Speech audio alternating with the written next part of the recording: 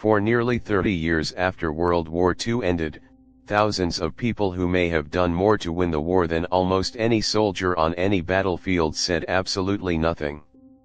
No medals displayed. No stories told at dinner parties. No mention to their own husbands, wives, or children. Some of them died without ever revealing what they had done. They worked at a place called Bletchley Park, a secret facility in the English countryside where a team of mathematicians, linguists, and codebreakers cracked Nazi Germany's most secure communications.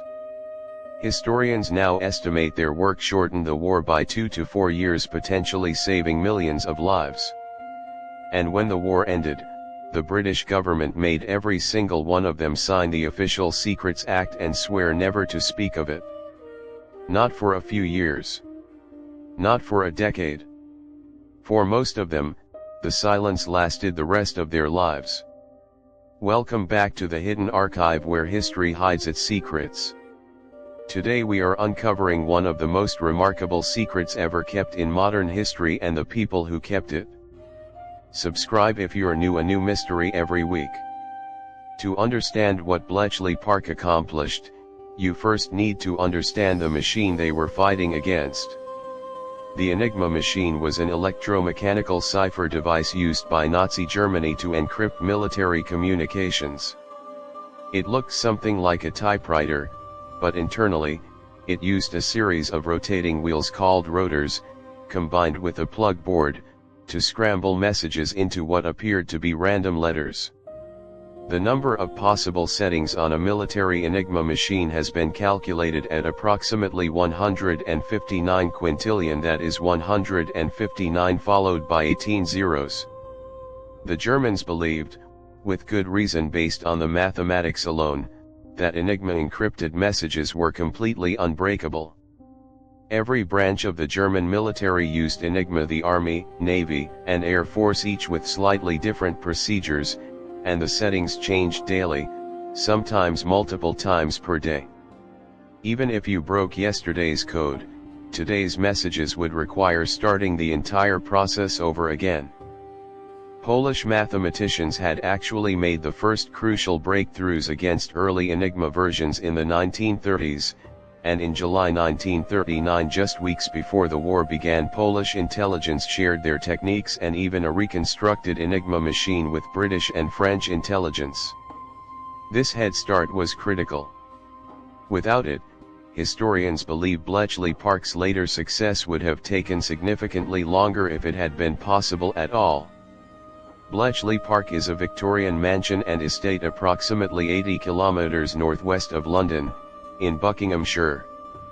In 1938, British intelligence quietly purchased it, recognizing its usefulness close enough to London and Oxford and Cambridge universities to recruit talent, but far enough away to remain secret and safe from immediate bombing threats. At its peak, nearly 10,000 people worked at Bletchley Park and its associated outstations. Approximately 3/4 of them were women working as code breakers, machine operators, translators, and in critical technical roles that have only been fully recognized by historians in recent decades. The recruitment process was extraordinary. Mathematicians were recruited directly from Cambridge and Oxford. Chess champions were recruited because of their pattern recognition skills. The Daily Telegraph newspaper even ran a public crossword puzzle competition in January 1942 specifically to identify people with strong puzzle-solving abilities. Several winners were subsequently and quietly recruited into code-breaking roles without being told the true reason. The most famous figure at Bletchley Park was Alan Turing, a brilliant Cambridge mathematician who is now recognized as one of the founders of modern computer science. Turing led the team that designed the bomb, an electromechanical machine specifically built to dramatically speed up the process of testing possible Enigma settings, reducing what would have taken human code breakers years down to hours. By 1943, Bletchley Park was regularly reading substantial portions of German military communications intelligence, so valuable it was given its own classification level, codenamed Ultra, considered more secret than almost anything else in the entire war. The intelligence produced at Bletchley Park had a direct and measurable impact on nearly every major campaign of the war in Europe. During the Battle of the Atlantic, ultra-intelligence allowed Allied convoys to be rerouted away from German U-boat wolf packs, dramatically reducing shipping losses at a time when Britain's survival depended on supplies crossing the Atlantic from America. Before the D-Day invasion in June 1944, decoded German communications confirmed that Allied deception operations designed to convince Hitler that the invasion would come at Calais rather than Normandy were working. This intelligence gave Allied commanders crucial confidence in the invasion plan. Winston Churchill personally received daily briefings based on Bletchley Park intelligence, and reportedly told King George VI after the war that Bletchley Park's work was his secret weapon and that its codebreakers were the geese that laid the golden eggs and never cackled. Historians and military analysts have since estimated that the intelligence from Bletchley Park shortened the war in Europe by between 2 and 4 years. Given the scale of casualties during the war's later years, including the ongoing Holocaust, this estimate implies that the work potentially saved millions of lives.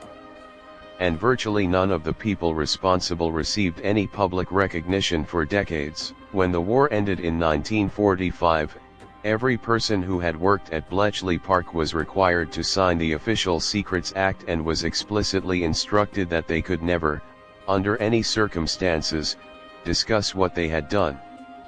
This was not a formality. The British government's reasoning was strategic and deliberate. Captured Enigma machines and the code-breaking techniques used against them were quietly redistributed to other countries in the emerging Cold War, where the same or similar cipher systems were still being used by governments that Britain wanted to continue monitoring. If the Soviet Union or other nations learned that Enigma-based systems had been broken, they would immediately upgrade their own encryption. So the secret needed to remain absolute, not for years, but potentially for decades. The human cost of the secrecy was profound and, in many cases, deeply personal. Codebreakers returned home to spouses, parents, and children who had no idea what they had actually done during the war. Many were simply told they had done office work or clerical duties. Wives who had worked at Bletchley Park sometimes could not tell their own husbands who had fought on actual battlefields that their intelligence work had directly protected those very battlefields. Some codebreakers reported feeling genuine shame or awkwardness at social gatherings when other veterans discussed their wartime service, unable to explain or defend the nature of their own critical contributions. The secret was not officially lifted until 1974, nearly 30 years after the war ended, when British historian F.W. Winterbotham, a former intelligence officer, published a book called The Ultra Secret, which the British government had by then decided to allow into publication. Only then did most Bletchley Park veterans' own families learn what they had actually done during the war. The individual stories that eventually emerged after 1974 are genuinely remarkable. Jean Valentine, a young Wren, a member of the Women's Royal Naval Service, operated bomb machines at Bletchley Park's outstations. She married shortly after the war and did not tell her husband what she had actually done during the war for decades.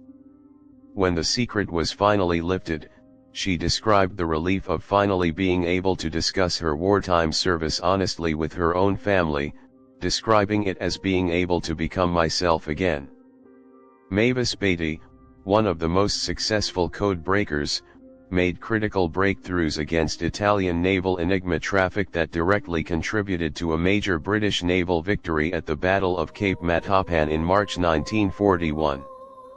She kept her role completely secret for over 30 years, and only began speaking publicly about her contributions in the 1970s and 1980s, eventually becoming a prominent advocate for Bletchley Park's historical preservation. Perhaps most poignantly, several code breakers who died before 1974 never told their own families what they had accomplished, meaning their genuine wartime heroism, in some cases directly credited with saving lives, was known only to a small number of surviving colleagues, and was only pieced together afterward through official records and the testimony of others. Here is the twist that makes the story even more remarkable. Alan Turing, the mathematician whose work was arguably the single most important contribution to breaking Enigma, and who is now celebrated worldwide as a founding figure of computer science, did not live to see any public recognition for his wartime work. In 1952, Turing was prosecuted under British law for homosexual acts, which were criminal offences in Britain at the time. He was convicted and subjected to chemical castration as an alternative to imprisonment. He died in 1954, at just 41 years old, from cyanide poisoning, in a death that was ruled a suicide, though some historians have since questioned that conclusion. At the time of his death, the British government and public had no idea of the true scale of his wartime contribution because it remained classified. The man who helped save millions of lives died prosecuted, disgraced, and largely unrecognized by the country he had done so much to protect. It was only decades later, after the ultra-secret was declassified and historians began piecing together the full picture, that Turing's true significance became widely understood. In 2009, the British government issued a formal public apology for his treatment. In 2013, he received a posthumous royal pardon. In 2021, his image was placed on the British £50 note. The recognition that should have defined his life instead arrived, for the most part, only after his death, a direct consequence of the same secrecy that had made his work possible in the first place. Thousands of people at Bletchley Park did work that historians now credit with shortening World War II by years and saving countless lives. And for nearly 3 decades, almost none of them were allowed to tell anyone, not journalists, not historians, not even their own families. They carried one of the most consequential secrets of the 20th century in complete silence, many of them for the rest of their lives, asking for no recognition and receiving none, simply because they had been asked to keep quiet. It remains one of the most remarkable examples in modern history of people doing something extraordinary, and then saying nothing about it at all. What part of this story surprised you the most? Leave your thoughts in the comments. Subscribe to The Hidden Archive, a new mystery, every week, where history hides its secrets. End.